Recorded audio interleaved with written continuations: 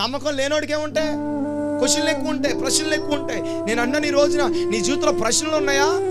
విశ్వాసం లేదు. విశ్వాసం ఉందా? ప్రశ్నలకు తావే లేదు. చప్పలు కొట్టాలి దేవునికి స్తోత్రం.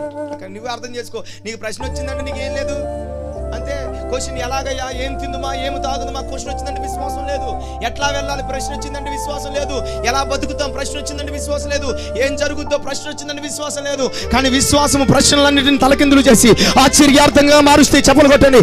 యేసు నామములో విశ్వాసముతో ప్రయాణించిన ప్రతి ప్రయాణము అద్భుతమైన కార్యాలు చేస్తుంది. హల్లెలూయా.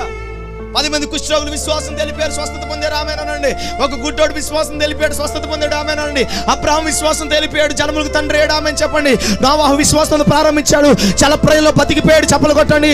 విశ్వాసముతో అగ్నిగుండంలోకి వెళ్ళారు, చల్లారిపోయింది అగ్ని. చప్పలు కొట్టండి. విశ్వాసముతోనే దానియేలు సింహాల బోన్లో ఉన్నాడు, సింహాలు నోలు మూసి. చప్పలు కొట్టండి. విశ్వాసం ఏ కార్యాన్నైనా చేస్తుంది.